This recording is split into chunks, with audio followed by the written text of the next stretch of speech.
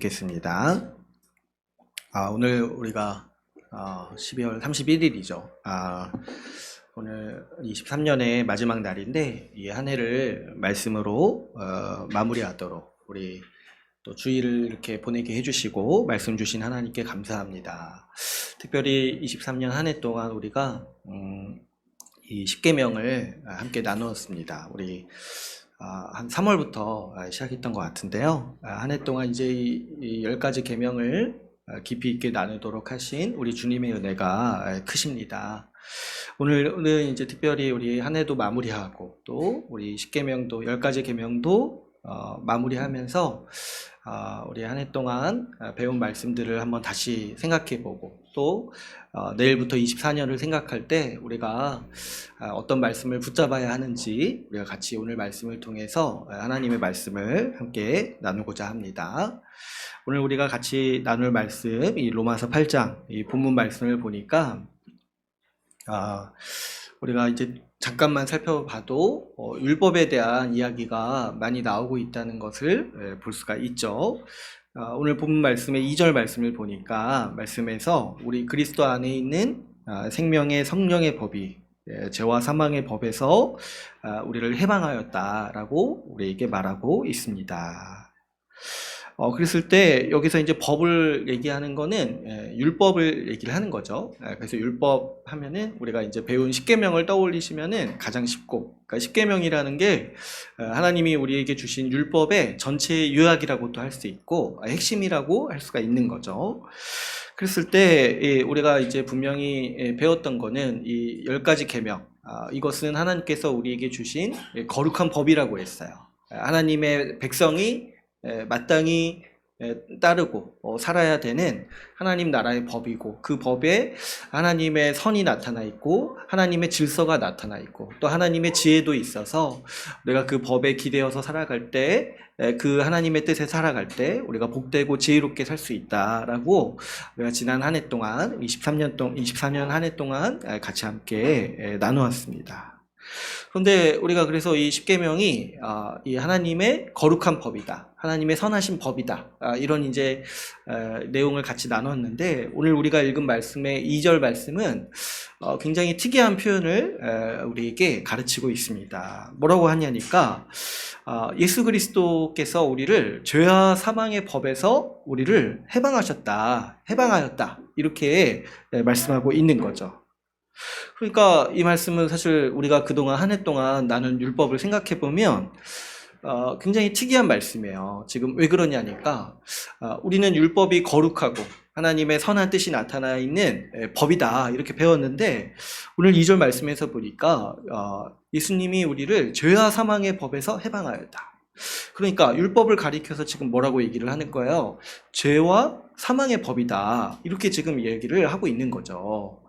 그러니까 이러면 좀 약간 뉘앙스나 이미지가 굉장히 바뀌죠. 우리는 거룩하고 선한 법이라고 생각을 했는데 지금 2절 말씀에서는 죄와 사망의 법, 이 죄와 사망은 또 누구의 권세예요? 우리 수요모임 때도 얘기를 했지만 사탄이 사용하는 권세잖아요. 그러니까 이거는 굉장히 지금 특이한 표현을 이 사도 바울이 로마서 8장 2절에서 하고 있는 거죠. 그랬을 때 우리가 이 십계명을 자세히 배우고 또 그 안에 있는 이 나타나 있는 이 복음에 대해서도 우리가 나눴을 때 왜 여기서 지금 율법을 가지고 죄와 사망이라고 표현하는지를 우리가 이해할 수가 있죠. 왜 이렇게 표현을 하겠습니까? 우리가 나눴듯이 이 율법 자체, 이 법 자체는 거룩하고 선해요. 하나님의 높은 기준이 나타나 있고 하나님의 뜻이 계시가 되어 있어요. 그런데 이제 문제가 하나 있다고 했죠. 뭐냐니까 우리가 율법을 지킬 수가 없는 게 문제라고 했어요. 그러니까 아무리 하나님의 이 거룩한 기준이 나타나 있고 그래서 우리가 어떻게 살아가야지 하나님 뜻대로 사는 것인지 어떻게 사는 것이 선한 일인지를 율법이 아주 자세하고 세세하게 계시하고 있는데 문제는 뭐냐니까 우리 사람이 그거를 지킬 수 있는 힘이 없다는 거예요. 능력이 없다는 거예요. 그리고 또 뿐만 아니라 어떤 효과도 어떤 이제 부작용도 있다고 했어요. 이 죄가 무엇이고 선이 무엇인지 너무 이렇게 명확히 밝히니까 우리가 어떤 존재냐는 거예요. 그랬을 때 우리가 그걸 보고 아 이것이 선이구나 이것이 죄구나 하고 해서 이 악을 멀리하고 선을 향해서 살아가야 되는데 우리가 이 선과 악을 알면서 어떻게 하냐니까 오히려 죄를 더 짓는다는 거예요. 이 부작용에 대해서 제가 한번 말씀드린 적이 있죠. 우리 앞에 보시면은 로마서 7장 말씀이 있어요. 7장 7절에서 9절 말씀에서 이런 표현이 나온다고 했어요. 한번 잠깐 보시면은 읽지는 않고 제가 한번 읽어 드릴게요. 7장 7절 그리고 9절 말씀 이렇게 보시면은 이런 표현이 나오죠. 우리가 무슨 말을 하리요? 율법이 죄냐? 그럴 수 없느니라. 율법으로 말미암지 않고는 내가 죄를 알지 못하였으니 곧 율법이 탐내지 말라 하지 아니하였더라면 내가 탐심을 알지 못하였으리라. 그러니까 율법을 통해서 이 십계명을 통해서 탐심이 죄라는 것을 알게 됐어요. 그러면 그 다음부터 우리가 탐심이 죄구나 이걸 주의하면서 살아가면 되는데 우리 인간이 어떤 존재냐니까 8절에 그러나 죄가 기회를 타서 계명으로 말미암아 내 속에서 온갖 탐심을 이루었나니 이는 율법이 없으면 죄가 죽은 것임이라. 9절 말씀 보시면 전에 율법을 깨닫지 못했을 때는 내가 살았더니 계명이 이름에 죄는 살아나고 나는 죽었도다. 이게 뭐냐니까 우리 인간, 죄인으로서 인간의 속성이 이런 거예요. 죄라는 거를 알고 죄를 멀리하는 게 아니라 그것을 금하기 때문에 그것이 죄라는 걸 알기 때문에 어떻게 해요? 오히려 더 죄를 많이 짓는다는 거예요. 그래서 이것이 우리 죄인의 아주 비참한 이 속성이라고 우리가 같이 나눴어요. 뭐냐니까 우리 인간이 선과 악을 알면은 선을 행하냐는 거예요. 아니 오히려 우리 인간은 어떤 존재냐니까 그것이 악이라는 것 때문에 그걸 한다는 거예요. 바꿔 말하면 하나님이 금하기 때문에 그 금하는 걸 어기기 위해서 오히려 더 한다는 거예요. 그래서 이제 제가 말씀드린 적 있죠. 많이 제가 예로 쓰는 게 이제 아이들에게 하지 말라고 하면은 더 하고 싶어 한다고 했어요. 근데 이게 이제 아이들에게만 있는 게 아니라 이제 우리에게도 그런 마음이 있어요. 여러분 어디 이렇게 조직에 가거나 어디 이렇게 단체에 갔을 때 그 안에 질서가 있어요. 근데 이제 우리 안에 어떤 마음이 있냐면 어떤 질서를 들으면 그걸 어기고 싶어 해요. 그래서 항상 어떻게 하면 어길 수 있을지 이런 고민도 하고 어떻게 하면 이걸 좀 피해서 살 수 있을지 이런 고민을 한다는 거예요. 그 자체는 그렇게 중요하지 않을 수 있어요. 그런데 뭐가 그렇게 기분이 나쁜 거냐니까 우리 뭐가 그렇게 마음에 안 드는 거냐니까 그냥 어기고 싶은 거예요. 그냥 어디 이렇게 명령하는 것에 맞춰서 따라가는 그 삶 자체가 싫은 거예요.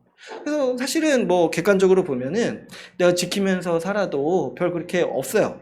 뭐 이렇게 기분 나쁜 게 없는데 그냥 그거 하나 그거 이제 지키면서 사는 것 자체가 너무 싫으니까 어떻게든 어기고자 하는 마음도 우리 성인들이 항상 가지고 있는 거죠. 뭐 하나 조금 어기고 싶어 하고 조금이라도 일탈하고 싶어 하고 이런 마음들이 있다는 거예요. 그런데 이제 이런 마음에 깊이 있게 우리가 들어가 볼 때 이것이 결국 뭐냐니까 우리 죄인의 아주 깊은 죄성이라는 거죠. 우리 죄인은 때로 뭐냐니까 그것이 악이라는 걸 알기 때문에 더 악을 한다는 거예요. 탐심이 죄라는 걸 알았는데 그 다음부터 어떻게 됐어요? 탐심이 나를 사로잡았다는 거예요. 그래가지고 차라리 그걸 몰랐을 때는 탐심도 없었는데 그게 죄라는 걸 알고 난 다음부터 오히려 탐심이 더 일어나게 되고 이걸 더 죄를 더 많이 짓게 되는 이 현상을 지금 말씀에서 얘기하고 있는 거죠. 그래서 이 율법 자체는 거룩하고 선한 계명이지만 우리 인간의 이 죄 때문에 이 죄성 때문에 어떤 일이 일어나냐니까 우리 로마서 7장 10절 말씀에 이런 말씀이 또 있죠.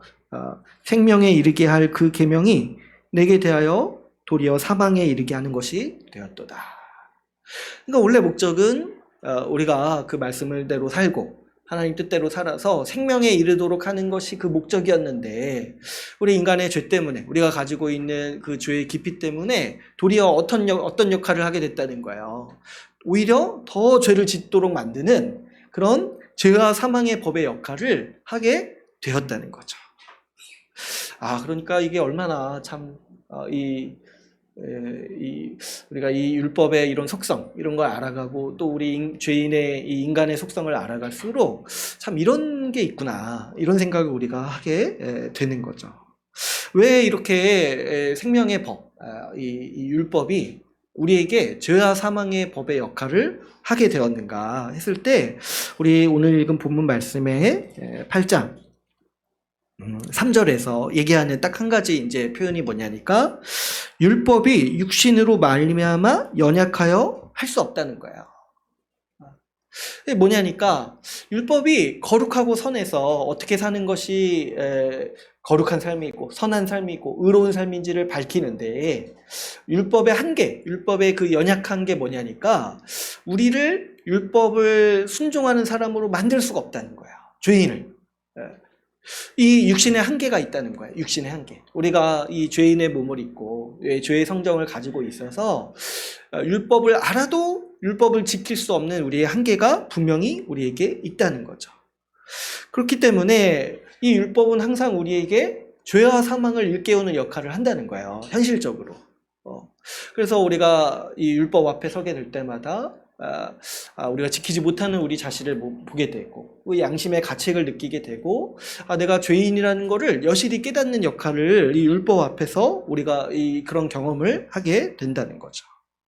율법은 이 거룩하고 선하지만 그 자체로서는 우리를 변화시키고 우리가 그 율법을 지키도록 할 수 있는 힘이 없다라는 거예요.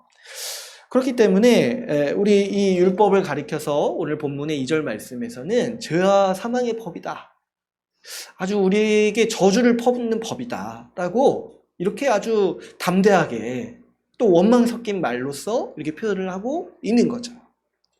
그런데 이제 오늘 본문 말씀에서 그것만 얘기하는 게 아니라, 오늘 본문 말씀이 우리에게 전하고자 하는 진리의 말씀이 뭐냐니까, 오늘 본문 3절에서 율법이 할 수 없는 그것, 여기서 율법이 할 수 없는 그게 뭐예요?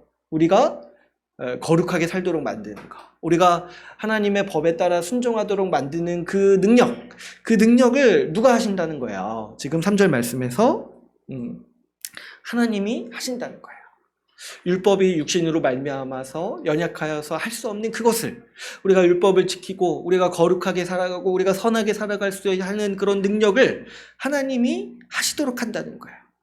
그런데 그 방법이 뭐냐니까, 이 3절 4절에서 어떻게 그렇게 이루시냐니까, 우리 3절 4절 말씀 다시 한번 보시면, 이 4절 말씀 한번 볼게요. 4절 말씀. 육신을 따르지 않고 그 영을 따라 행하는 우리에게 율법의 요구가 이루어지게 하려 하심이니라. 그러니까 우리를 어떻게 이 율법을 지킬 수 있는 자, 율법을 따르는 자로 우리를 만들어 주셨냐니까, 이 3절에서 그리스도를 보내셨어요. 그리고 그 4절에서 그리스도를 통하여서 율법의 요구가 이루어지도록 하셨다는 거예요. 이것이 하나님께서 우리를 이 죄와 사망의 법에서 해방시켜서 이 그리스도 안에 있는 생명과 성령의 법으로 율법을 기억하도록 만드신 하나님의 방법이라는 거예요. 그리고 우리가 이 하나님의 방법을 바로 기쁜 소식, 복음이라고 부르는 거죠. 이 복음이라는 게 이 율법의 관점에서 보면은 우리가 어떻게 볼 수 있냐니까, 하나님께서 그리스도 안에서 우리를 향한 율법의 요구를 성취하셨다, 이루셨다라고 선언하는 이 소식이 바로 이 복음인 거예요.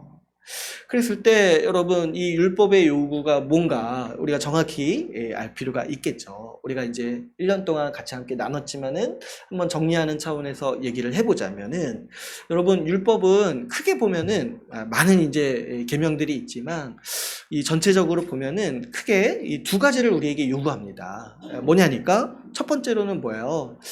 이 율법의 모든 법을 하나님 앞에서 항상 지키라는 거예요. 항상 지켜라. 이 율법에 이제 여러 가지 계명이 있을 때, 특별히 우리가 구체적으로 생각할 때는 이 10계명을 생각할 수가 있죠. 이 10가지 계명, 사실은 이제 계명이 더 많이 있지만 그 계명 중에 핵심이 이 10가지 계명이니까 이 10가지 계명을 하나님 앞에서 항상 지키라는 거예요. 두 번째로 그럼 뭐가 있냐니까, 만약에 이 법을 지키지 못한다라면은 율법이 얘기하는 저주 안에서 죽으라는 거예요.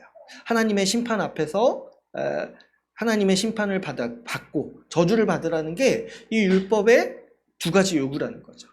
그래서 우리가 이제 자세히 거기까지는 살펴보지 않았지만은 십계명이 있고 이 십계명을 적용하는 계명들이 있어요. 그리고 근데 이 구약의 율법에는 또 어떤 것들을 얘기를 하냐면, 물론 이 법을 지켰을 때 받는 복에 대해서도 얘기를 하는데, 더 많이 얘기하는 게 뭐냐면 이 법을 어겼을 때 받는 저주에 대해서도 이 구약의 계명들은 많이 얘기를 해요. 그래서 이 율법 전체적인 모든 부분을 살펴봤을 때 크게는 두 가지 요구가 있다. 하나는 뭐예요? 처음부터 끝까지 하나님 앞에서 다 지켜라. 그리고 그것을 어겼을 때는 하나님 앞에 저주를 받고 심판을 받아라는 것이 이 율법의 두 가지 요구라는 거예요. 그랬을 때 이것은 우리가 이 하나님이 이 세상을 만드시고 이 세상을 다스리시는 분이라는 걸 생각해 볼 때 지극히 당연한 법이죠. 하나님이 만드신 세상에서 살기 위해서 하나님이 만드신 법, 하나님이 세우신 법과 질서를 지켜야 된다는 거예요. 그걸 지키지 않았을 때는 어떻게 되는 거예요? 그 나라의 법을 따를 수 없다라면 그 나라를 떠나는 거죠. 쫓겨나는 거죠. 이것이 이 율법이 요구하는 바인 거예요. 그랬을 때 예수님이 어떻게 하셨냐니까 우리를 대신해서 우리를 위해서 이 율법의 두 가지 요구를 다 이루셨다는 거예요.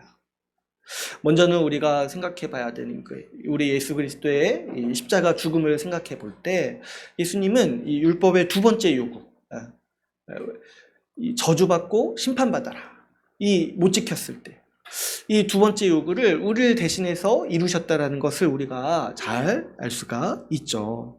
오늘 말씀의 이 3절을 보시면은 이런 표현이 나오죠. 자기 아들을 뒤에 보시면 3절을 뒤에 보시면 자기 아들을 죄 있는 육신의 모양으로 보내어 육신의 죄를 정하사.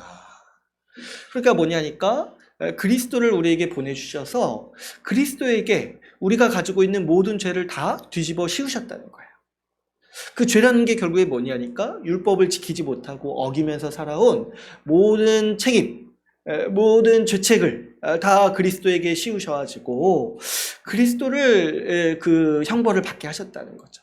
그래서 그리스도께서 십자가에서 죽으신 사건이 뭐냐니까 우리가 지키지 못한 율법에 대한 죄를, 그 형벌을 대신 담당하신 사건이 바로 예수 그리스도께서 십자가에서 죽으신 사건이죠. 여러분, 이 율법 앞에 섰을 때 우리가요, 이 십계명을 1년 동안 살펴봤지만 많은 분들이 우리 이제 교회 지체분들이 저에게 가끔 오셔서 힘들었다는 얘기를 하더라고요. 힘들었다. 듣는데 힘들었다. 그리고 듣고 나서도 힘들었다. 너무 이제 하필 또 당일에 왔는데 그 당일 계명을 딱 듣는데 그날 아침에 어긴 거야. 그래가지고 예배 시간 내내 힘들었다. 이런 얘기들을 하더라고요. 그러니까 이제 근데 사실 여러분, 전하는 저는 오죽하겠습니까? 말하는 저는 뭐 별반 다르겠냐는 거예요. 저도 얼마나 힘들었지 몰라요. 그 전주에 얼마나 힘들고 내가 이런 걸 말해야 될지. 근데 또 하필 또 정해진 게 있어가지고 해야 되고. 그랬을 때 사실 저도 힘들고 이 계명 앞에 섰을 때 사실 너무 힘들어요. 너무 힘들고 우리가 이제 사실 그것도 십계명 사실 우리가 알잖아요. 대충은 알잖아요. 듣지 못하고 대충은 알잖아요. 근데 이제 대충 알았을 때는 그렇게 힘들지 않았는데 자세히 알면 알수록 야, 이건 뭐 어떻게 하라는 건지 너무 힘들고 고통스러울 때가 있는 거예요. 그랬을 때 이 십계명을 우리가 정말 정직하게 살펴보면은 정말 1계명부터 그리고 10번째 계명까지 이 계명 전체가 나를 고발하고 있구나. 이 계명 자체가 그냥 고소장처럼 느껴질 때가 있는 거예요. 고소장처럼. 그랬을 때 우리가 이거를 대충 살펴보면은 사실 이걸 이제 잘 모르고 생각할 수가 있는데, 그래서 사실은 우리가 십계명이 굉장히 무서운 법이에요. 무서운 법. 그래서 아무 때나 이렇게 십계명 갖다 붙일 수가 없어요, 사실은. 그런데 왜 그러냐니까 우리가 이 십계명에 나타난 하나님의 그 아주 엄격한 기준, 그 거룩하고 정말 그 하나님의 기준을 우리가 보게 되는 거예요. 그랬을 때 이제 제가 몇 가지 이제 중요한 두 가지 말씀을 드린 적이 있어요. 이 십계명에 나타난 정말 이 인간이 생각할 수 없는 아주 철저한 기준이 있어요. 그 중에 하나가 뭐예요? 이 십계명의 구조에 대해서 말씀을 드릴 때 십계명에는 금령도 있지만 순종하라는 명령도 있다고 했어요. 그러니까 뭐예요? 1계명, 우리 1계명에서 다른 신을 섬기지 말라고 이렇게 말씀을 하시잖아요. 그러니까 우상을 섬기지 말아야 돼요. 이거는 금령이에요. 근데 이제 1계명에 그것만 있는 게 아니라 적극적인 순종도 있다고 했어요. 뭐냐니까 하나님만을 섬겨야 돼요. 하나님만을 사랑하고 섬겨야 돼요. 나는 우상에게 절하지 않습니다. 나는 우상을 섬기지 않습니다. 이렇게 말한다고 해서 1계명을 지키는 게 아니라 적극적으로 하나님만 예배하고 하나님만 사랑하고 마음과 뜻과 힘을 다해 하나님을 사랑해야 돼요. 이것이 1계명에 순종하는 바고 모든 계명이 다 이런 구조를 가지고 있다는 거예요. 대표적으로 뭐예요? 우리 살인하지 말라. 살인하지 말라 이렇게 말씀하실 때 다른 사람을 미워하면 안 된다고 했어요. 그랬는데 우리가 이 계명을 살펴볼 때 우리가 이렇게 하기가 쉬운 거예요. 저는 살인하지도 않고 미워하지도 않습니다. 근데 뭐예요? 관심이 없어요. 근데 관심이 없는 것도 뭐냐니까 그 사람을 사랑하라는 그 계명, 6계명. 그 하나님 미워하지 말고 사람을 사랑하라. 다른 사람을 미워하지 말고 다른 사람을 살인하지 말고 그 사람을 사랑하라는 그 계명을 어기는 거예요. 그러니까 하나님의 기준에서는 뭐예요? 그 사람을 미워하는 사람도 한 사람을 미워하는 사람도 살인하는 사람이에요. 근데 또 뭐예요? 사랑하지 않는 사람도 살인하는 사람. 하나님 앞에서는 이런 기준이 있다는 거예요. 우리가 금령을 하지 말아야 돼요. 하지 말라는 걸 하지 말아야 되는데 또 뭐도 있어요. 하나님이 하라는 거를 해야 돼요. 도둑질하지 말라고 했잖아요. 도둑질하지 말라고 말씀하셨을 때 남의 것을 빼앗지 말고 남의 소유를 함부로 쓰지 말아야 돼요. 근데 또 뭐도 있냐면은 다른 사람에게 구제해야 돼요. 내 것을 다른 사람에게 나눠주라고 명령하시고 적극적으로 거기에 순종하라고 명령하신 것이 하나님의 뜻이고 하나님의 기준이라는 거예요. 네, 저는 도둑질하지 않습니다 했을 때 나는 그 계명 지켰다라고 말할 수가 없다는 거예요. 뭐냐니까 너 왜 가만히 있냐는 거야. 그러니까 하나님 앞에서는 뭐도 죄인이냐니까 가만히 있는 사람이 죄인인 거예요. 아무것도 안 하는 사람 중간에 딱 있어가지고 저는 그렇게 죄도 안 지켰지만 그렇다고 적극적으로 주를 위해 살아가지 않겠습니다. 이렇게 말하는 것도 하나님 앞에서는 더 똑같은 죄인이라는 거예요. 똑같은 저기 아주 극악무도한 사람이랑 똑같다는 거예요. 그랬을 때 이것을 빨리 깨달아야 돼요. 이 하나님의 기준이 정말 우리 지난 시간에 나눈 것처럼 바늘구멍이구나. 응? 부자가 구원받는 게 낙타가 바늘기에 들어가는 것만큼 어렵다고 했잖아요. 근데 제가 이 말씀드릴 때 부자만 그런 게 아니라 모든 사람이 다 그렇다고 했어요. 아주 이 높은 기준이 가지고 계신 거예요, 하나님이. 아주 높은 기준. 뭘 하지 않을 뿐만 아니라 순종까지 해야 된다는 거예요. 그것이 하나님의 기준이고 하나님의 뜻이며 하나님은 이 율법을 우리에게 계시하셨다는 거예요. 근데 여기까지만 들어도 정말 이 바늘구멍과 같은 그 하나님의 기준 이걸 어떻게 통과할 수 있나 이런 고민을 하게 됐는데 이 바늘구멍도 자세히 보니까 막혀 있어요. 뭘 보면 막혀 있다는 걸 알아요. 우리 이 율법의 이 기준을 살펴볼 때 이 율법이 어디까지를 살피냐는 거야. 했을 때 여러분 이 십계명의 범위가 어디까지라고 했습니까? 우리의 행위를 얘기하는 것뿐만 아니라 우리의 마음까지 규정한다고 했어요. 마음까지. 그래서 특별히 우리 10번째 계명이 뭐라고 했어요? 탐심이 죄라고 했잖아요. 탐심이. 그러니까 탐심이라는 게 뭐예요? 겉으로 드러나지 않았어도 우리 마음의 상태를 지금 얘기를 하는 거잖아요. 그랬을 때 하나님은 마음으로 범한 죄도 죄라고 보신다는 거예요. 그러니까 내가 속으로 미워한 것도 죄라고 보시는 것이고 또 속으로 사랑하지 않은 것도 죄라고 보신다는 거예요. 그러니까 마음까지 하나님이 보신다. 이렇게 볼 때 우리가 이제 모든 계명을 다 지켜야겠다 이렇게 마음을 먹었어도 딱 이제 10번째 계명에 오면은 아예 포기하게 되는 게 이 10계명이라고 했습니다. 그러니까 우리가 어떻게 마음을 그렇게 규정하고 제어하고 통제할 수가 있냐는 거예요. 우리 마음까지 하나님께서 보시고 마음에서 일어나는 악한 생각도 하나님이 죄라고 보신다라는 이 기준이 바로 이 십계명에 나타나 있는 거죠. 그랬을 때, 이 십계명, 나누면 나눌수록 사실은 너무 고통스러운 계명인 거예요. 그러니까 우리 로마서 8장 2절에서 지금 이거 가지고 죄와 사망의 법이다. 아주 진절머리가 나고 아주 정말 너무 괴로운 법이다. 이렇게 지금 표현을 하는 거예요. 8장 2절에서. 이 십계명을 정말 철저히 아니까 이것 때문에 내가 죽는구나라고 지금 이제 바울이 이렇게 표현을 하는 거죠. 그랬을 때 어떤 분들은 뭐 이렇게 얘기할 수 있어요. 이거 너무 법이 엄격한 거 아닌가? 하나님이 너무 우리에게 불가능한 거를 요구하시는 거 아닌가? 이게 너무 하나님이 이상한 거 아니냐는 거예요. 너무 이제 왜 우리가 할 수 없는 것들을 이렇게 자꾸 얘기를 하시냐는 거예요. 그랬을 때 이렇게 얘기하는 거는 우리가 충분히 동감할 수 있죠. 도대체 이걸 누가 지키라고 지금 하나님은 이걸 지키라고 우리에게 주신 거잖아요. 근데 따지고 보니까 이걸 지금 누가 지키라고 주신 거냐는 거예요. 그랬는데 이거는 지금 뭐를 우리가 간과하는 거냐면 하나님이 어떤 분인지를 이해를 못하는 거예요. 하나님이 어떤 분인지. 여러분, 성경이 증거하는 하나님, 또 우리가 믿는 하나님은요, 어떤 분이냐니까 빛이시라는 거예요. 어둠이 조금도 없으신 분이라는 거예요. 우리 사도 요한이 요한일서 1장 5절에서 자기가 이렇게 살아보니까 하나님에 대해서 생각을 해보니까 하나님이 어떤 분이신지 한마디로 이렇게 요약하는 구절이 있습니다. 제가 한번 읽어드릴게요. 우리가 그에게서 듣고 너희에게 전하는 소식은 이것이니 곧 하나님은 빛이시라.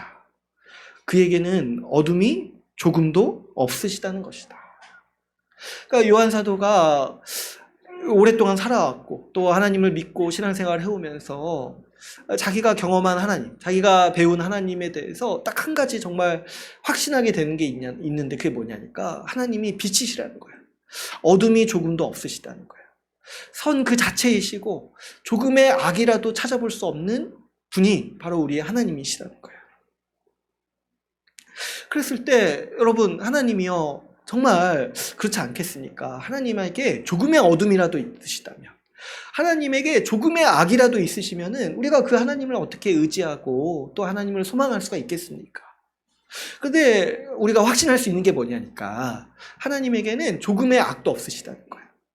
우리를 바라보시고 우리에게 말씀하시고 우리를 인도하실 때 그 마음속에 그리고 그 뜻 가운데 조금의 악도 없으시고 하나님은 철저한 선이시고 완전한 빛이시라는 거예요. 그런데 그 빛이신 하나님, 그 조금의 악도 없으시고 조금의 악의도 없으신 그 하나님의 기준이 어떠한지가 바로 이 율법에 나타나 있다는 거예요. 이 십계명에요 하나님의 성품과 의지가 반영되어 있어요. 그래서 우리는 이 10개 십계명을 볼 때 그 거룩하신 하나님, 빛이신 하나님을 보는 거예요. 얼마나 악의가 없으신지, 얼마나 악이 없으신지, 얼마나 악을 미워하시고 죄를 미워하시고 죄에 조금도 관여하기 원하지 않으시는 하나님을 우리가 보게 되는 것이죠.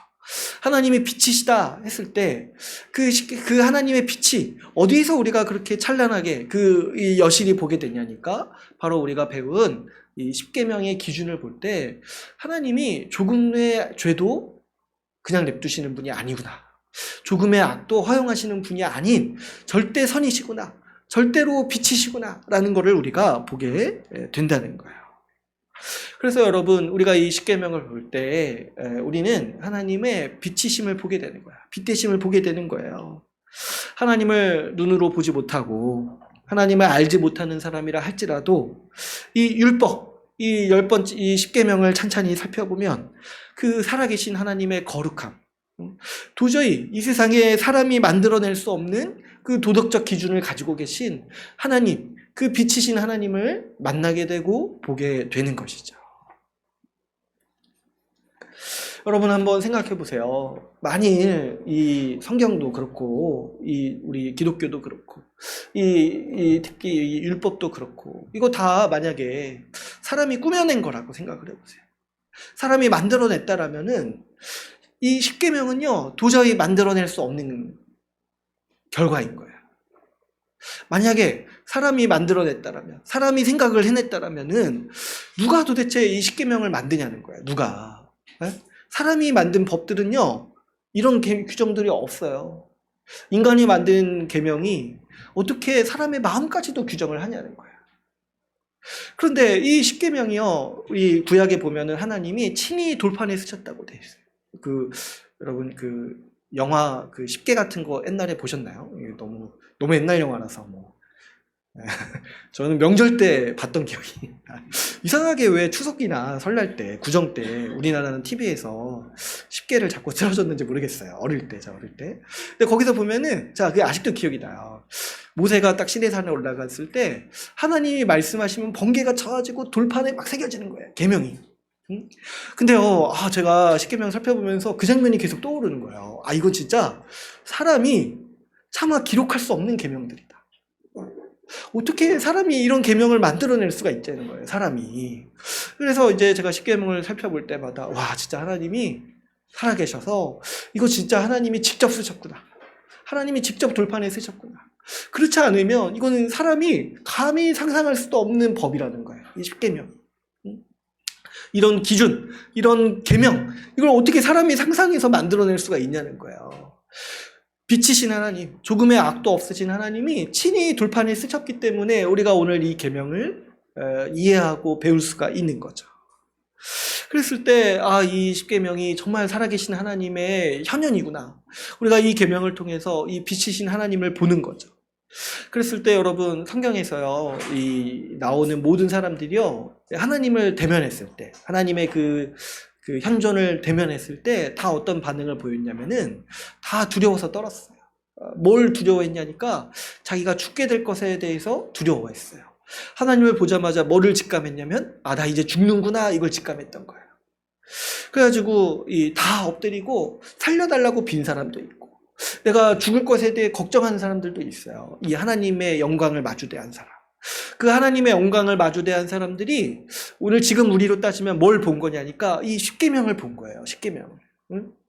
이 십계명을 본 것과 같은 충격에 빠지는 거예요.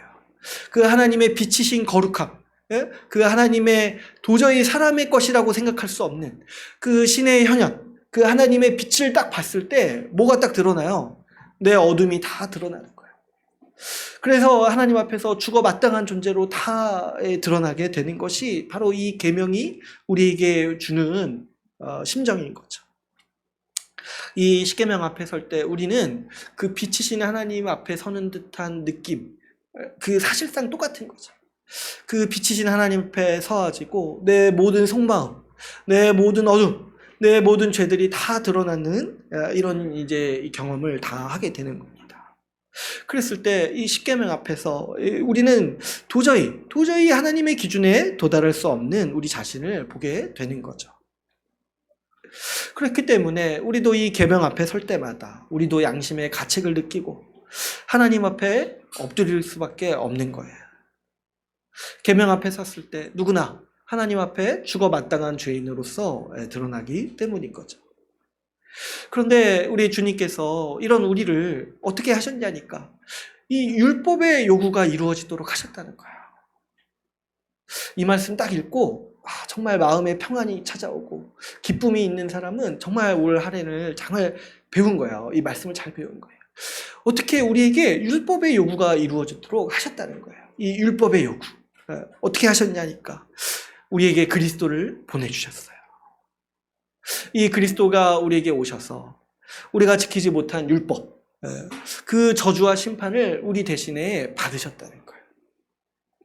그래서 어떻게 하셨습니까? 우리가 이제 그 하나님 앞에 두려움 없이 나아갈 수 있도록 그 빛이신 하나님을 예배하고 그 빛이신 하나님 앞에 무서워서 두려워서 떨고 그 양심의 죄책감에 두려워서 떨도록 하신 것이 아니라 그 빛이신 하나님을 마주대하며 그 하나님의 영광을 찬양하고 그 은혜를 감사하고 예배드릴 수 있게 하신 것이 우리 그리스도께서 우리에게 이루신 일, 하나님이 그리스도를 통해서 율법의 요구를 이루어지도록 하신 일이라는 거예요. 그래서 우리가 이 십계명을 그래도 그나마 정신을 차리고 배울 수 있는 이유가 뭐냐니까 우리가 복음을 듣고 십계명을 배우기 때문에 그런 거예요. 예수 그리스도께서 우리 대신에 우리가 지키지 못한 이 모든 율법의 저주와 심판을 그리스도께서 십자가에서 대신 받으셨다는 거죠. 또 한 가지, 우리가 이 율법의 요구를 또 생각해 볼 때, 여러분, 이 율법이 우리에게 요구하는 게 뭐라고 했습니까? 이 율법을 다 지키라고 요구를 한다고 했잖아요. 그런데 그래서 우리가 또 뭐도 생각을 해야 되냐면, 예수님께서 모든 요구를 다 이루셨다는 거예요. 율법의 모든 요구를. 우리가 이 부분을 좀 많이 생각해야 돼요. 왜 그러냐니까 우리가 간과하는 측면이 좀 있어요. 뭐냐니까 우리가 십자가에서 죽음을 우리의 죄를 대신해서 형벌받으셨다. 이거를 이제 잘 이해하는데 여기에 더해서 뭐도 또 우리가 자꾸 생각을 해야 되냐면 예수님이 우리 대신에 율법의 모든 요구를 다 이루셨다는 거예요. 근데 그 율법의 첫 번째 요구가 뭐예요? 모든 율법에 다 순종하라는 거죠. 그러니까 예수님은 우리를 대신해서 뭐도 하셨냐니까 모든 율법에 순종하신 일도 하신 거예요.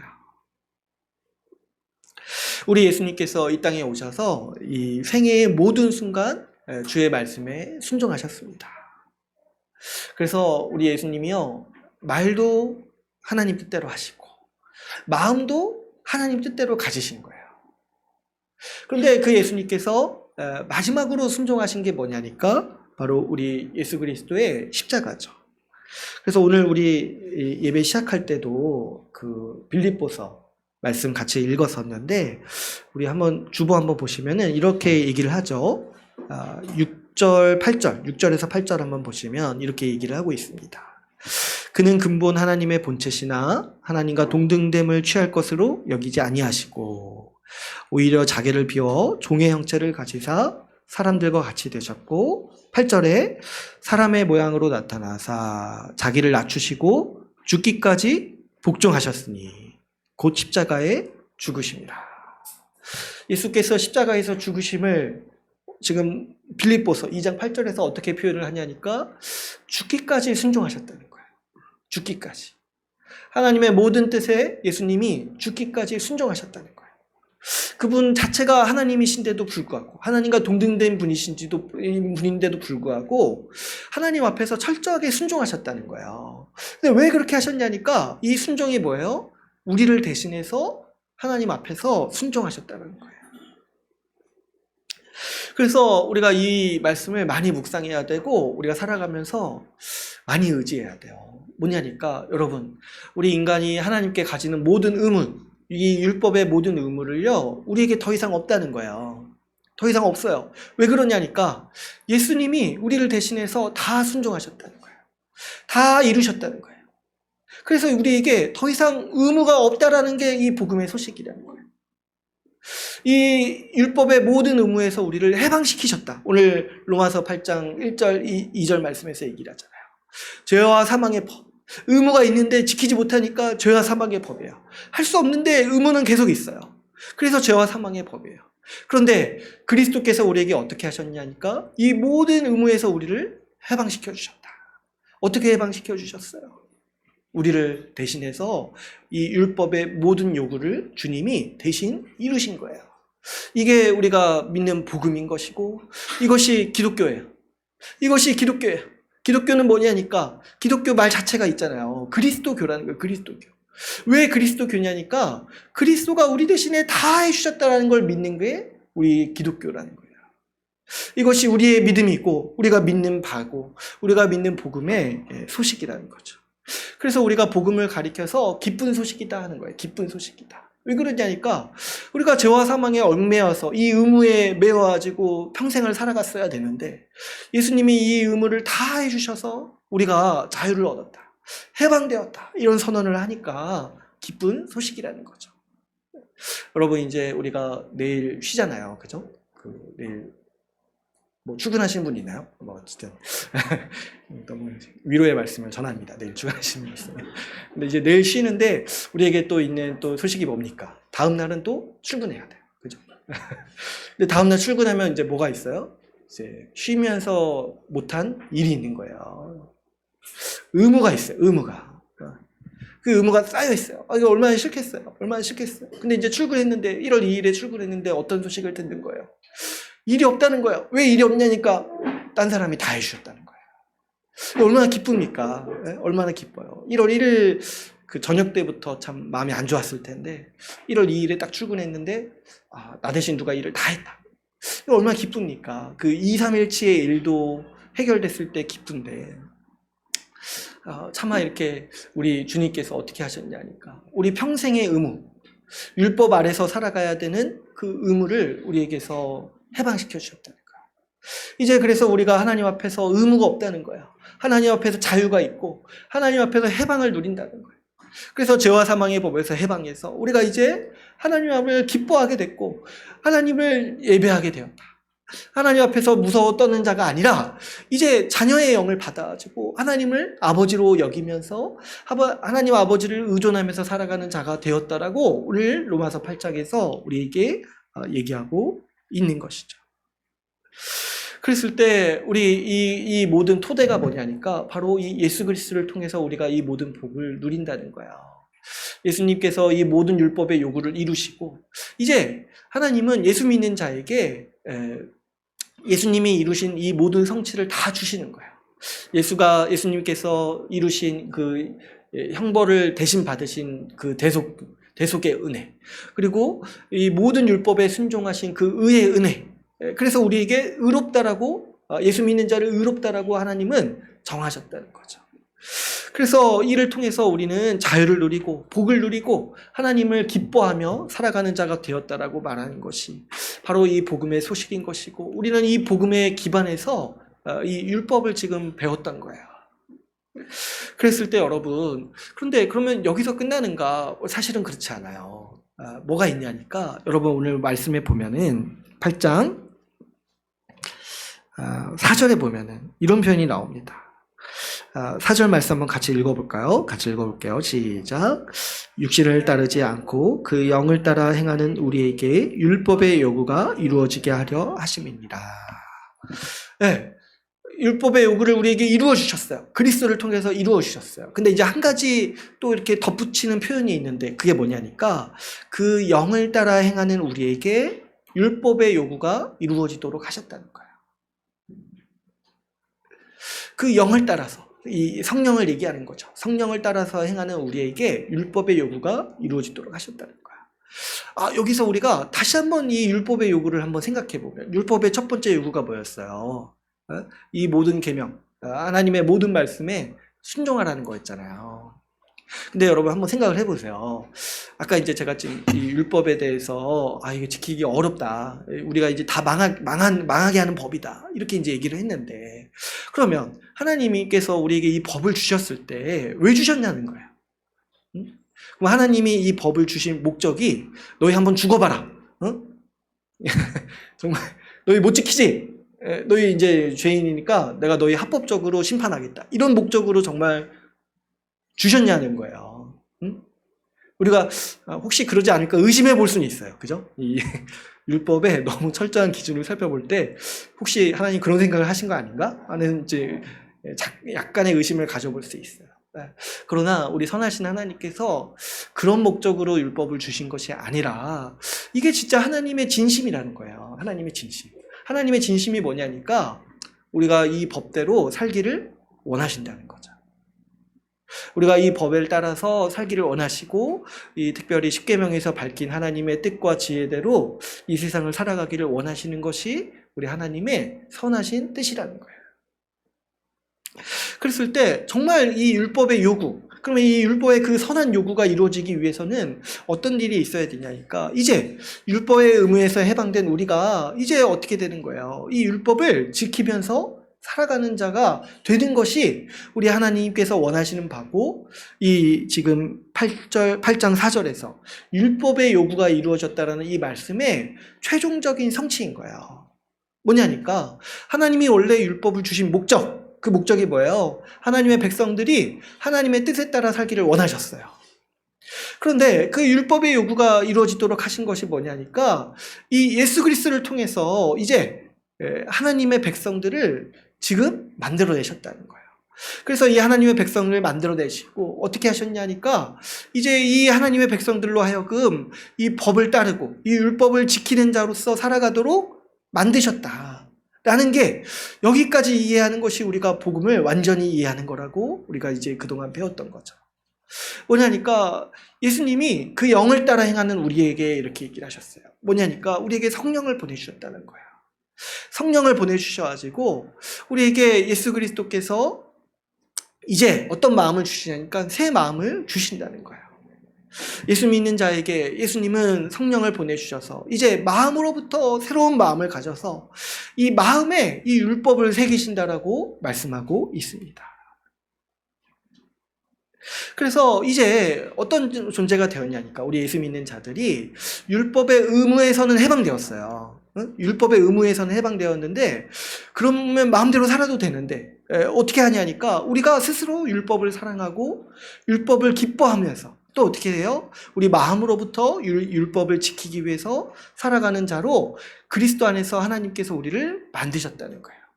이 복음의 결과를 가리켜서 이제 로마서 8장 4절에서 율법의 요구가 우리에게 이루어지도록 하셨다라고 우리에게 말씀하고 있는 것이죠.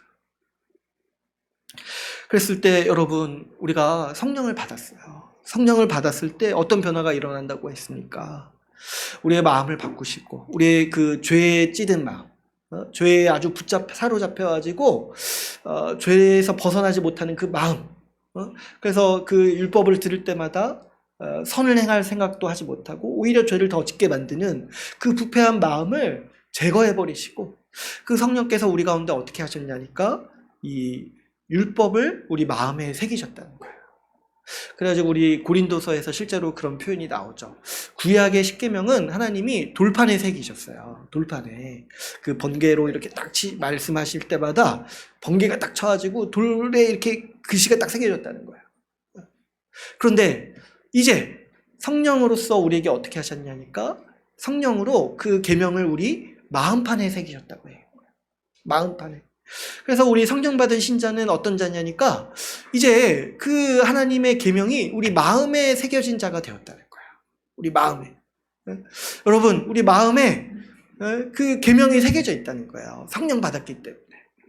그 성령을 받아가지고 이제 우리 마음으로부터 그 계명을 마음에 품게 되었고 그래서 어떤 존재가 된 거예요. 마음으로부터 그 하나님의 계명을 사랑하고 마음으로부터 그 계명을 지키려고 힘쓰는 자가 되었다라고 말씀하고 있는 것이죠. 그랬을 때 여러분 우리가 이런 모습을 생각해 보세요. 하나님께서 우리에게 성령을 보내주심으로 그리스도께서 우리 마음판에 이 율법을 새기셨다는 거예요. 그래서 우리 마음에 진짜 이 율법이 있어요. 이 율법이 있어가지고 우리가 어떤 열망이 있냐니까 이 말씀대로 살아야겠다는 열망이 우리 가운데 항상 있는 거예요. 이거는 막 우리가 힘써가지고 내가 뭐 이렇게 지켜야지 이렇게 사는 것과는 거리가 다른 거예요. 뭐냐니까 우리가 그렇게 힘쓰지 않아도 우리 마음속에 뭐가 있냐니까 그래 주님 말씀대로 살아야지 하는 그 중심이 있다는 거죠. 여러분 우리 마음에 이 율법이 새겨져 있다는 아주 강력한 증거 중에 하나가 뭐냐니까 우리가 지금 이 십계명을 배운 거예요. 십계명을. 여러분 우리가 이 십계명을 딱 듣고 배울 때 물론 이제 이것에 이 아주 이 첨예한 기준 때문에 마음이 아플 수도 있어요. 근데 또 한편으로 뭐가 있냐니까 마음에 기쁨이 있는 거예요. 율법을 배울 때 마음에 기쁨이 있고 또 뭐가 있냐니까 율법에 나타난 이 하나님의 뜻, 하나님의 지혜에 감탄하고 이것이 맞구나. 이렇게 사는 것이 합당하구나. 그래서 우리가 어떻게 살아가야 될지 밝혀주시는 그 하나님의 빛에 감사하고 그 하나님의 지혜에 감탄하는 마음들이 우리 가운데 있다는 거예요. 그래서 우리 성령 받은 사람의 가장 확실한 증거 중에 하나가 뭐냐니까 이 율법을 즐거워한다는 거예요. 율법을 즐거워한다. 우리 그 말씀 한 구절 하나 살펴볼까요? 우리 시편 말씀 한번 볼게요. 시편 119편 47절에서 48절 말씀 한번 보겠습니다. 이 119편은 우리 많이 아시겠지만 시편 중에 가장 긴 시편이죠. 근데 이 119편의 주제가 뭐냐니까 하나님의 법이 기쁘다는 거야. 그 시편 중에 가장 긴 시편에서 노래하는 게 뭐냐니까 하나님의 법이 너무 기쁘다는 거예요. 하나님의 율법이 기쁘다는 거예요. 우리 그 중에 한 구절, 우리 47절, 48절. 우리 같이 한번 읽어보겠습니다. 47절, 48절 같이 읽어볼게요. 시작. 내가 사랑하는 주의 계명들을 스스로 즐거워하며 또 내가 사랑하는 주의 계명들을 향하여 내 손을 들고 주의 율례들을 작은 소리로 읊조리리이다. 아멘.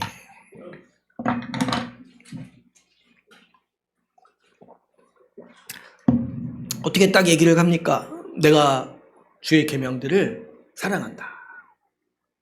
근데 우리가 이제 십계명을 배워하고 나면은 주님을 사랑하는 것과 주님의 계명을 사랑하는 게 같은 말이라는 걸 이해해야 돼요.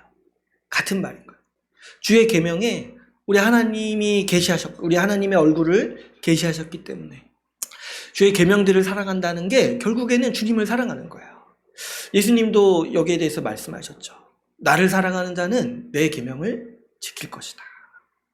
그래서 이 성령 받은 자가 가지게 되는 그 마음의 상태, 그 정서가 어떤 거냐니까 주의 계명을 사랑하는 거예요. 주의 계명을 사랑하고 그 계명을 되새기고 그 계명을 지키겠다라고 선언하고, 손을 든다 했잖아요. 손을 들어. 왜 손을 들겠습니까? 네? 내가 이 계명 지키겠습니다. 이렇게 결단하고 살아가려는 마음을 갖게 된다는 거죠. 그리고 속으로도 계속 읊조리고 이 말씀을 계속 되새기고 내가 이 뜻대로 살아가야겠다. 마음을 먹는다는 거죠. 결단을 딱 한다는 거예요. 이게 뭐냐니까 성령 받은 사람의 모습이라는 거예요. 성령 받은 사람의 모습. 그런데 반면에 성령 받지 않는 사람은 그렇지 이렇게 행동할 수가 없어요. 성령 받지 않는 사람은 이 법을 지키겠다는 마음을 절대로 못 갖습니다. 왜냐하면 어떻게 지킵니까? 그런데 어떤 사람만 이 법을 사랑하게 되냐니까 예수 믿어서 성령 받은 사람만이 이 법을 사랑해가지고 내가 이 법대로 살아가야겠다는 마음을 갖게 되는 거예요. 성령이 없다라면, 성령을 받지 않았다면, 다시 말하면 예수 믿지 않은 건데, 예수 믿지 않았다라면은 어떤 현상이 있냐니까 이 법에 대해서 불쾌하는 거야. 이 법이 불쾌하고 아주 경멸했을 거야. 이거 너무 우리를 억압하는 거 아닙니까? 이거 우리를 너무 옥죄는 거 아닙니까? 어떻게 누가 이렇게 살아갈 수 있겠습니까? 이렇게 말하는 게 뭐냐니까 뭐랑 똑같다는 거예요. 나는 예수 믿지 않았습니다라는 말이랑 똑같다는 거예요. 우리가 이걸 잘 이해해야 돼요. 성령 받았을 때 우리 안에 계명이 새겨져가지고 그 계명을 사랑하는 마음이 생겨가지고 그 계명을 들을 때마다 기뻐하고 그 계명을 들을 때마다 하나님의 지혜에 감탄하게 되는 게 우리의 자세, 생명 받은 사람의 마땅한 반응인 거예요. 이거는 사람이 스스로 가질 수 없는 마음이에요. 여러분 누가 이 계명을 듣고 기쁘다 이런 생각을 합니까? 누가? 근데 누가 이렇게 해요? 오직 그리스도께서 보내주신 성령을 받은 사람만이 이 계명을 듣고 기쁘다. 내가 이 법대로 살아가야겠다. 이것이 가장 지혜로운 삶이구나. 이러고 이것을 깨닫는다는 거죠. 성령 받은 사람은 성령 받지 않은 사람은 이 법을 듣고 경멸하지만 성령 받은 사람은요 이 법을 듣고 자신을 경멸하는 거예요. 자기를 이렇게 못 사는 나 이걸 자꾸 어기려고 하는 나를 경멸하고 회개하고 돌이켜가지고 다시금 이 법대로 살도록 힘쓰는 것이 바로 우리 성령 받은 신자들의 모습인 것이고 이것이요 우리의 어떤 노력이나 힘으로 되는 게 아니라는 거예요. 뭐냐니까 성령께서 우리를 이끌어 주시고 성령께서 우리 마음을 매일마다 바꾸심으로써 이루어지는 일이라는 거예요.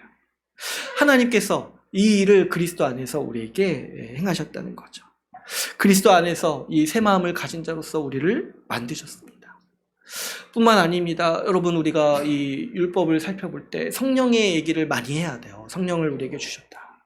근데 또 무슨 얘기도 많이 해야 되냐면 교회 얘기도 많이 해야 돼요. 교회 얘기도. 여러분 그리스도께서 우리를 교회 안에 두셨어요. 성령을 통해서 교회 안에서 함께 살아가도록 두셨어요. 그랬을 때 여러분 우리가 만약에 혼자서 저기 혼자 가지고 세상에 살면서 이 법 다 지키면서 살아라 하면은 그런 마음을 갖기가 너무 힘들죠. 왜 그러냐니까 세상 사람들이 다 다르게 살아가는데 나는 율법에 맞춰서 살아가야겠다 이렇게 마음 먹기가 굉장히 힘들다고 했어요. 그러나 우리에게 어떤 세상을 주셨냐니까 교회라는 세상을 주셨어요. 교회라는 세상. 그래서 우리를 교회로 불러 모으셔가지고 교회를 통해서 이 하나님의 법을 듣도록 하신 거예요. 교회를 통해서 하나님의 법을 듣고 배우도록 하신 거예요. 그러니까 우리가 이게 마음에 새겨져 있지만 또 어때요? 우리가 또 그 마음에 새겨진 법을 우리가 말씀으로 들을 때 정확히 알고 또 그것을 분명히 알아감으로써 더 우리가 그 마음의 의지도 갖게 되는 것이고 믿음도 더 갖게 되는 거죠. 그래서 교회를 통해서 그 말씀을 공급받고 말씀을 들음으로써 이 살아있는 법에 대해서 우리가 알게 되고 다시금 그 마음을 품게 되는 거죠. 근데 또 거기만 있는 것이 아니라 이 교회 안에 또 어떤 사람들이 있냐니까 똑같이 이 주의 말씀에 순종하면서 살아가는 사람들이 있다는 거예요. 이게 얼마나 큰 도움이고 얼마나 큰 하나님의 도우심이고 은혜인지 모르겠어요. 여러분, 제가 이제 계명을 가르치면서 제가 이제 반복해서 했던 말들이 하나가 있어요. 뭐냐니까 여러분, 우리 주변 사람들이 대다수가 하는 바가 우리는 자꾸 옳다고 생각을 해요. 자꾸 옳다고 생각해. 뭐 이렇게 인터넷에서도 뭐 이렇게 굉장히 안 좋은 문화 중에 악플 다는 문화가 있잖아요. 악플 달고 비난하는 문화 있잖아요. 그거 우리가 평상시에는 나쁘다고 생각할 텐데 그 구조 속에 들어가면은 나쁘다고 생각을 잘 안 해요. 그냥 다 무분별하게 해요. 왜 그러냐니까 다른 사람도 다 한다는 거예요. 다른 사람 다 하니까 그게 그냥 그렇게 나쁘다는 생각도 안 들고 그냥 괜찮고 재밌다는 생각까지 하게 된다는 거예요. 그랬을 때 이게 이제 우리에게 놓인 아주 중요한 도전이고 과제인 거예요. 뭐냐니까 내 주변에 누가 있냐는 거예요. 내 주변에 정말 율법을 경멸하고 율법과 상관없이 살아가는 사람들이 있다면 나도 어떨 가능성이 크다는 거예요. 나도 그 삶을 동경하고 그 삶의 매력을 느끼고 나도 저렇게 살아가야겠다 마음 먹기가 쉬운 거예요. 그러나 우리가 교회 안에 있다는 겁니다. 교회 안에 있어가지고 지금 우리가 어떤 마음을 갖게 되냐니까 어떤 누구를 보게 되냐니까 하나님 말씀이 옳구나. 그래서 하나님 뜻대로 살아가려는 사람들을 보게 되는 거예요. 그랬을 때 나도 어떤 마음을 갖냐니까 저게 맞지. 저렇게 살아가야지. 저렇게 살아가는 것이 지혜롭고 저렇게 살아가는 것이 매력적이구나. 이렇게 살아가는 것이 합당하구나. 이런 마음을 우리가 품게 된다는 것이죠. 그러므로 교회 안에 두신 하나님의 뜻이 크다는 거예요. 교회 안에 두신. 나 혼자 이 말씀 지키고 살아가도록 하신 것이 아니라 우리 교회라는 하나님의 백성들 같이 만나게 해주시고 같이 협력하고 같이 보게 해주셔서 우리가 함께 이 교회라는 세상에서 하나님 뜻대로 살아가는 문화, 그 세상을 일구어도록 우리를 교회로 불러 모으셨다는 거예요. 그래서 여러분, 우리의 싸움은 어쩌면 이런 걸 수 있어요. 내 주변에 누가 있냐는 거예요. 신앙생활이라는 게 결국 이 싸움일 수 있어요. 내 주변에 정말 말씀 상관없이 정말 자기 마음대로 살아가려는 사람들이 내 주변에 있습니까?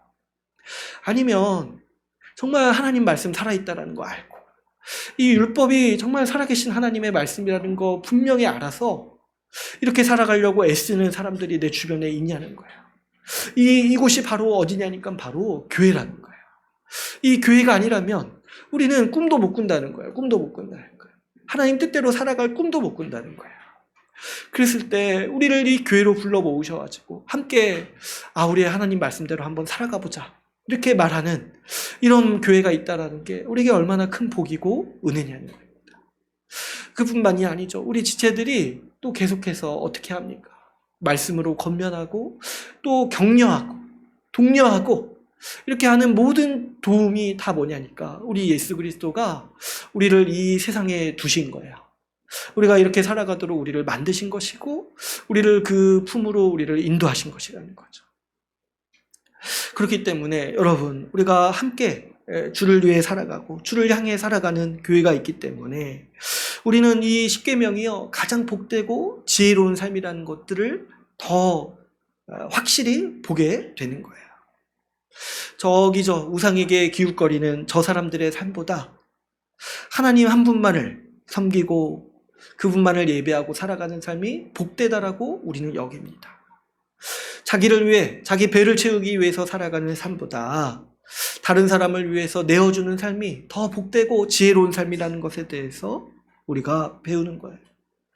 탐욕에 지배되어가지고 자기만을 위해서 살아가는 세상 사람들의 그 삶의 방식보다 자족하고 교회를 세우고 우리 지체들을 돕는 인생이야말로 하나님 앞에서 최고로 복되고 가장 지혜로운 삶이라는 확신을 우리가 이 교회 안에 있기 때문에 갖게 되는 거죠. 그래서 여러분, 우리가 이 교회 안에 있기 때문에 우리는 이 십계명이 말하는 인생의 매력을 느끼는 거예요. 그것이 복되고, 그것이 바른 길이고, 이것이 참으로 잘 사는 삶이라는 것에 대해서 우리가 보게 되는 것이죠. 그러므로 여러분, 우리가 이제 이 십계명을 복음과 이 교회의 토대에서 배웠다는 사실을 기억하셔야 돼요.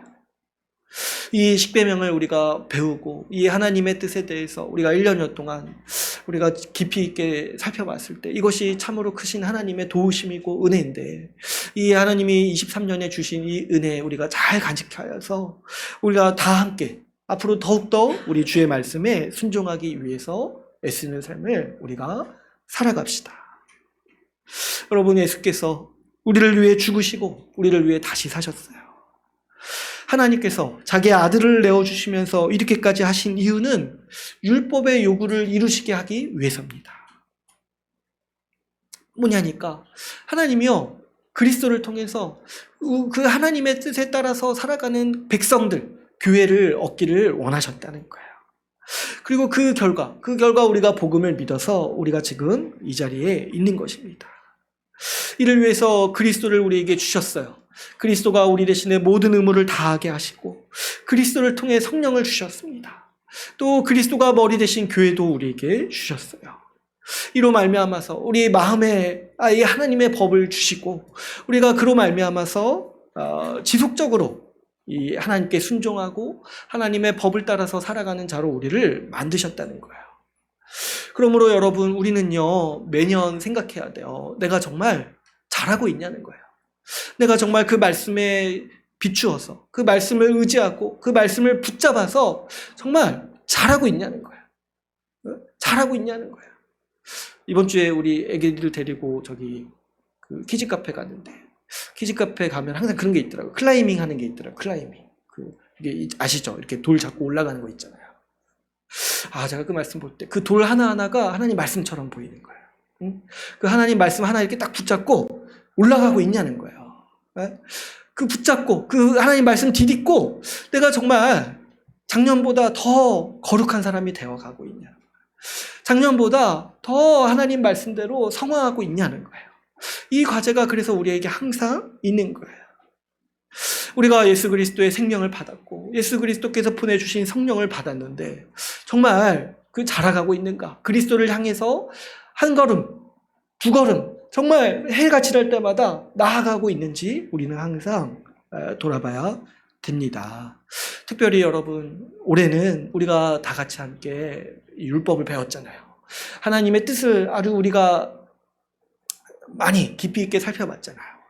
이 말씀에 기반해서 우리가 이 말씀을 듣고 또 이 말씀 붙잡고 정말 자라갈지, 어떻게 자라갈 수 있을지를 우리가 더 새기고 우리 올 한 해 우리 24년을 정말 더 성장하는 한 해로 삼기를 우리가 더 힘쓰고 생각해야겠어요. 특별히 우리가 성장하고 자라가는 일들을 생각해 볼 때 한 가지 우리가 반드시 생각해야 될 게 있는데, 그게 뭐냐니까 우리 가운데 분명 어려움이 있다는 거예요. 이걸 부인할 수는 없어요. 여러분, 육신의 연약함이 분명히 있습니다. 어떤 내 죄나 어떤 문제는요 너무 오래되어 가지고 한두 해 가지고는 해결이 안 되는 문제들이 우리에게 분명히 있어요. 그때 이것 때문에 낙담하기도 하고 또 이것 때문에 주저하기도 하는 것이 사실입니다. 또 뭐가 있냐니까 우리 이제 한 해가 지나갈 때보다 아주 이제 다가오는 현실이 뭐냐니까 나이를 먹는다는 거예요. 나이를 먹는다. 뭐냐니까 우리 육신의 힘도 약해지는 면들이 더 있다는 거예요. 근데 이제 이게 이 신체의 변화가요 또 어떤 면들이 있냐니까 우리 거룩을 향한 열망과 그 소망을 꺾기도 해요. 때로는 뭐냐니까 실제로 위축되는 거예요. 우리가 이렇게 몸이 하나가 좀 뭔가 좀 부족해지고 또 우리가 아플 때 또 그런 마음 많이 갖잖아요. 그냥 내 한번 좀 잘 챙겨야겠다. 뭐 거룩이고 뭐고 진짜 그냥 내 한번 잘 챙겨야겠다. 다 그냥 하기 싫어지고 그냥 좀 이제 다 냅두고 그냥 쉬고 싶어지고 이런 거 있잖아요. 이럴 때 이제 다 뭐냐니까 무언가 내가 더 거룩해지고 더 성장하려는 마음을 내려놓게 되는 거죠. 그러니까 여러분, 이게 뭐냐니까 은혜가 없다면 우리는 자연스럽게 이 움츠려드는 삶을 살게 되는 거예요. 또 우리 개인적인 어떤 육신의 연약함뿐만 아니라 이 환경의 어려움도 분명히 있습니다. 너무 바쁘고 너무 분주하고 지치게 만드는 우리의 일상, 이런 속에서 우리는 하나님을 생각하기가 어렵고 이 하나님의 법을 너무 많이 잊어버리고 마음에 새겨져 있는데 사실 이걸 의식적으로 떠올리지 않으니까 또 멀게만 느껴지고 이렇게 살아가기가 쉽죠. 또 어떻습니까? 우리 환경이 때로는 어려워지기도 해요. 병에 걸리기도 하고 사고를 당하기도 하고 또 여러 가지 뭐 직장 생활이라든가 뭐 이렇게 가족 문제라든가 이런 환경들 하나 이렇게 이런 어떤 사건 사고들 만나면 정말 진이 다 빠지고 그냥 어려워지는 게 우리의 현실이죠. 또 이제 우리 사회를 보면은 굉장히 이제 또 어려워질 거라고 하죠. 뭐 이렇게 우리 처음 시작할 때 기도하시는 분도 얘기를 했지만 지금 이제 심상치가 않다라고 언론에서도 얘기를 하고 이 굉장히 어려워질 거라고 얘기를 하죠. 그리고 또 뭐 벌써부터도 나타나는 징조들이 있고 하니까 이런 거 생각하면 정말 저도 이제 우울한 거예요. 어떻게 뭐 이번 주 이렇게 뉴스를 가만 보고 있으니까 정말 내년에 어떻게 될지 암담하다. 저도 이제 그런 생각이 드는 거예요. 우울하다. 그래서 뭐 저도 이제 올 한 해 이제 관심이 있어가지고 세상 돌아가는 일에 관심이 있어가지고 이것저것 이제 좀 듣기도 하고 이제 배우기도 하는데 그럴 때마다 드는 생각이 이 끝에 드는 생각이 뭐냐면 우울하다는 거예요. 우울하다. 참 세상에 이렇게 너무 암울하구나. 근데 이제 저만 그런 생각을 하는 게 아니라 그거를 이제 얘기하시는 분들도 그렇게 얘기를 하더라고요. 제가 이제 AI 이렇게 관심이 있어가지고 이렇게 잠깐 배우려고 이렇게 얘기하시는 분들 강의를 이렇게 들으면 그런 분들 되게 우울하게 강의를 해요. 우울하게. 좀 그것 때문에 우리 인생 미래가 활기차고 뭐 이렇게 소망이 있는 게 아니라 이런 얘기까지 하더라고요. AI 때문에 우리 망할 거다. 강의하시는 분이. 그래서 이거 뭐지? 망할 건데 왜 하는 거야? 이런 생각도 들고. 또 이게 경제에 관심이 갑자기 생겨가지고 경제 이렇게 딱 듣고 보니까 계속 하는 말이 우리 망할 거라는 거야. 망할 거라는 거야. 그래서 너무 우울한 거예요. 그래서 제가 생각이 주님 말씀 좀 더 봐야겠다. 그냥 그만 보고 말씀을 더 봐야겠다. 이런 생각을 더 하게 됐어요. 여러분, 우리가 이 세상에 살면서요, 우리 육신의 연약함도 있고 이 세상의 연약함 때문에 항상 낙담이 있을 수 있어요. 낭망하는 마음이 항상 찾아와요. 특별히 이 겨울의 추운 날씨에 움츠려들기 쉽고 또 연말 연시에 왠지 모를 그 우울함이 있는 거예요.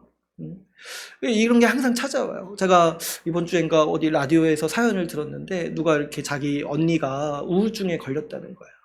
그래서 우울증에 걸려가지고 맨날 하는 소리가 죽고 싶다는 거예요. 죽고 싶다. 근데 이제 그 언니가 이제 좋아하는 것 중에 하나가 먹는 걸 좋아한대요. 그래서 이제 자꾸 얘기를 하는 게 그 계절마다 먹기 좋은 것들 있잖아요. 그런 것들 자꾸 얘기한다는 거예요. 그래가지고 언니가 그래 뭐 이렇게 봄이 되면은 또 먹을 게 있으니까 봄까지 한번 버텨보겠다. 이렇게 이제 생각을 한다는 거예요. 그래가지고 사계절마다 막 먹을 거 얘기를 하면서 겨우겨우 이제 버티고 있다는 거예요. 그런 얘기를 이제 제가 딱 들었는데 좀 안타깝기도 하고 또 되게 약간 재밌기도 하고 사람이 자기 생명을 이렇게 유지하는 게 큰 게 아니구나. 그냥 먹을 거 좀 그거 하나 이렇게 그거 있어가지고 그거 보고 이제 사는 거구나. 이 작은 거 하나 때문에도 사람이 사는구나. 이런 생각도 들었는데 근데 또 한편으로 어떤 생각이 드냐니까 정말 세상에 의지할 게 너무 없구나. 사람들이 얼마나 불안합니까? 뭘 믿고 24년을 맞이할 수 있겠습니까? 뭘 의존해가지고 24년을 우리가 힘있게 맞이할 수 있겠습니까? 그냥 우울한 거예요. 우울하니까 요즘 사람들이 얘기하는 게 소확행인 거야, 소확행. 기대할 만한 게 크게 없으니까 소소하고 확실한 거, 그 먹을 거 하나 이렇게 붙잡고 자기 인생을 거기에 의지하는 거야. 그랬을 때, 이것이 정말 인생이구나. 이것이 정말 의지할 거 하나 없는 우리의 우울한 인생이구나. 그랬을 때 여러분, 우리 신자의 삶은 이렇지 않죠. 우리는 어떻습니까? 우리는 더욱더 그리스도를 붙잡아야 될 거예요. 우리 주 예수 그리스도가 우리의 분명한 삶의 기반이 되시고 우리 주 예수 그리스도가 우리의 소망이 되신다는 걸 붙잡아야 돼요. 우리 신자의 삶의 방식이 그런 거예요. 여러분, 우리 자신의 능력으로는요, 이 율법 앞에서 항상 절망뿐이에요. 낭만뿐이에요. 아, 지키지 못하는구나. 아, 나는 미달하는구나. 하나님의 이 복에 도달할 수가 없구나. 이것이 항상 우리의 현실이에요. 그러나 우리 주 그리스도, 율법의 모든 요구를 이루신 그리스도로 말미암아서 우리는 이 모든 이 죄와 사망의 저주에서 해방되는 거예요. 우리는 내 능력과 내 자신으로도 안 된다는 거 알기 때문에 어떻게 한 거예요? 그리스도를 붙잡았어요. 예수 그리스도를 붙잡았어요. 어차피 나로는 안 된다. 나로는 죄와 저주뿐이다. 이거 알기 때문에 나 한 명으로는 소망이 없다. 이 세상에 소확행이고 뭐고 없다. 이거 알기 때문에 우리는 어떤 삶의 방식을 택했냐니까 예수 그리스도를 붙잡았어요.